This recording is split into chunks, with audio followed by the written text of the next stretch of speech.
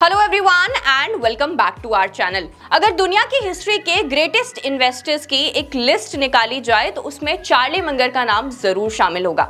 In fact शायद ही कोई आने वाले टाइम में चार्ली मंगर को रिप्लेस कर पाएगा। अगर मैं बात करूं चार्ली मंगर की तो बर्कशायर हैथवे का नाम आपने सुना होगा। ये वॉरेन बफे की कंपनी है।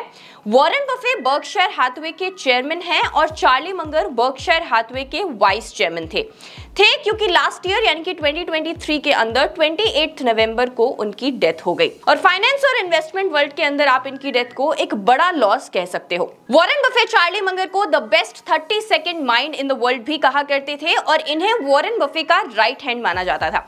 इसे आप एक इंसिडेंट से समझ सकते हो कि एक बार ये दोनों एक इन्वेस्टर्स मीटिंग में बैठे हुए थे और वहां पे वॉरेन बफे को डिसीजन लेना था कि उन्हें एक बिजनेस के अंदर इन्वेस्ट करना चाहिए या फिर नहीं। अब वॉरेन बफे को तो वो बिजनेस काफी ज्यादा ल्यूक्रेटिव लग रहा था और उन्हें ये लग रहा था कि उन्हें उस बिजनेस में इन्वेस्ट करना चाहिए, लेकिन उसके बाद भी उन्होंने सिर्फ खुद ये डिसीजन नहीं लिया बल्कि इस चीज को पहले चार्ली मंगर से डिस्कस किया और उसके बाद डिसीजन लिया कि उन्हें उस बिजनेस में इन्वेस्ट करना है या फिर नहीं। इनफैक्ट इस चीज को काफी बार देखा गया है कि जब भी बिजनेस डिसीजंस को लेने की बात आती थी तो वॉरेन बफे कभी भी आई कहकर बात नहीं करते थे, वो हमेशा वी कहकर बात करते थे। मतलब वो जब भी कोई बिजनेस डिसीजन लेते थे तो वो डिसीजन उनका अकेले का नहीं होता था बल्कि उस डिसीजन के अंदर वो चार्ली मंगर को जरूर शामिल करते थे, उनसे जरूर डिस्कस करते थे। सो इससे आप समझ सकते हो कि वॉरेन बफे खुद भी चार्ली मंगर को अपना राइट हैंड मानते थे। अब जब भी हम चार्ली मंगर का नाम लेते हैं तो आपके दिमाग में यही आता है कि वो एक बहुत बड़े इन्वेस्टर थे, बिलियनर थे, लेकिन आज के वीडियो में मैं चार्ली मंगर की एक ऐसी साइड के बारे में आपको बताऊंगी जिससे आपको ये पता चलेगा कि वो एक नॉर्मल इन्वेस्टर नहीं थे। इनफैक्ट चार्ली मंगर जिस तरीके के इन्वेस्टर थे वो बाकी इन्वेस्टर से काफी अलग थे और उन्हें बाकी इन्वेस्टर से अगर कोई चीज डिफरेंशिएट करती है तो वो थे उनके मेंटल मॉडल्स। और आज के वीडियो में हम उनके मेंटल मॉडल्स के बारे में भी बात करेंगे। चार्ली मंगर के 13 मेंटल मॉडल्स हैं जिनके बारे में आप पढ़ सकते हो और इसके अलावा उनकी एक बुक भी है जिसका नाम है पुअर चार्लीज एल्मनैक। इस बुक को पढ़ने के बाद आपके दिमाग की नसें खुल जाएंगी। तो चार्ली मंगर की इन्वेस्टमेंट फिलॉसफीज के बारे में आज बात करेंगे। वीडियो को एंड तक जरूर देखिएगा और अगर आपने अभी तक हमारे चैनल को सब्सक्राइब नहीं किया है तो प्लीज हमारे चैनल को सब्सक्राइब कर लीजिए, बेल आइकन को प्रेस कर दीजिए ताकि ऐसी और वीडियोस की नोटिफिकेशन आपको मिलती रहे। और अगर आप इन्वेस्टमेंट करना चाहते हैं लेकिन आपके पास डीमैट अकाउंट नहीं है तो डिस्क्रिप्शन में लिंक दिया गया है, आप जाकर वहां से फ्री में अपना डीमैट अकाउंट ओपन करवा सकते हैं। चलिए जल्दी से वीडियो को स्टार्ट करते हैं। नाउ क्योंकि चार्ली मंगर एक बहुत ही ज्यादा सक्सेसफुल इन्वेस्टर थे और एक बिलियनर थे तो आपको यही लग रहा होगा कि चार्ली मंगर की लाइफ तो काफी ज्यादा आसान रही होगी।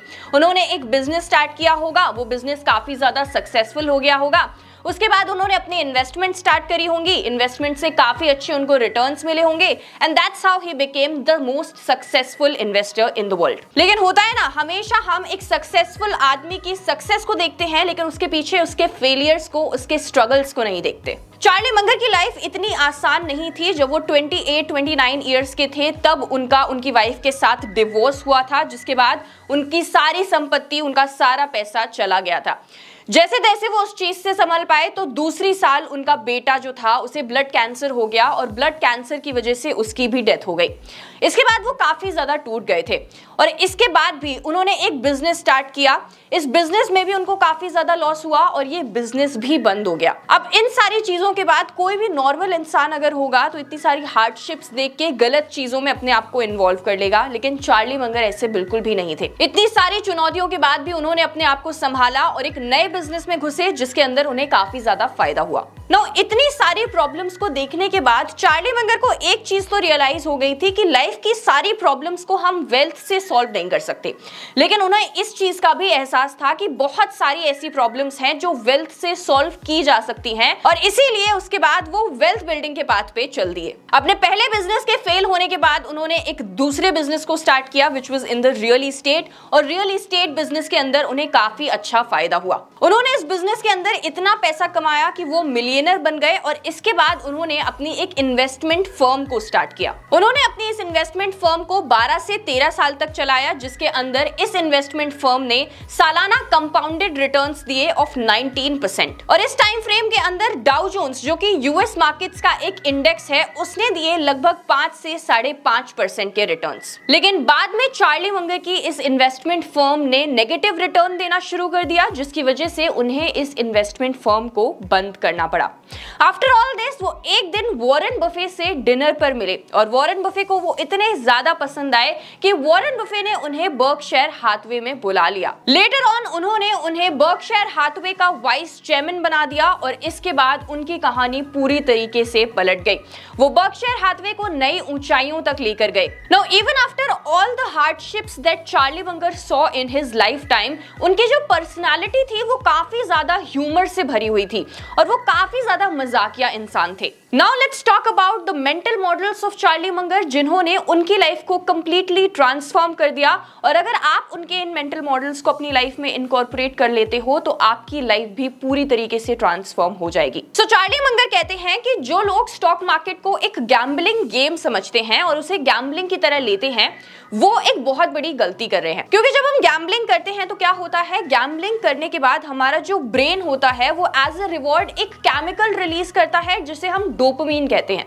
नाउ जब हमारा ब्रेन इस केमिकल को रिलीज करता है तो हमें काफी ज्यादा सेटिस्फैक्शन फील होती है, काफी ज्यादा हैप्पीनेस फील होती है और हमें लगता है कि हम बहुत अच्छा काम कर रहे हैं and that's how we get addicted to it. हम एक्चुअली इस चीज को इवैल्यूएट करने की समझ ही खो बैठते हैं कि हम जो काम कर रहे हैं वो सच में अच्छा है, हमें क्यों इतना सेटिस्फैक्शन फील हो रहा है और क्यों हम इस काम के प्रति एडिक्टेड होते जा रहे हैं। तो चार्ली मंगर कहते हैं कि अगर आपको सच में सक्सेसफुल बनना है तो आपको अच्छी चीजें करना शुरू करना होगा, अच्छी हैबिट्स डालनी होंगी, क्योंकि जब आप अच्छी हैबिट्स डालते हो तो आपको धीरे धीरे उन अच्छी हैबिट्स से सेटिस्फैक्शन मिलने लगता है, हैप्पीनेस मिलने लगती है और वो आपके लिए एक एडिक्शन बन जाता है। बिकॉज ब्रेन डोपामिन रिलीज करने लगता है when you do those things and when our brain releases that dopamine by doing these things, तो आपको एक अल्टीमेट लेवल ऑफ हैप्पीनेस और सेटिस्फैक्शन फील होती है। सो अगर आप सक्सेसफुल बनना चाहते हो तो आपको अपने ब्रेन को, अपने माइंड को डिसिप्लिन सिखाना होगा। सो कई बार हम देखते हैं कि लोगों को इन्वेस्टिंग काफी ज्यादा मोनोटोनस और बोरिंग लगती है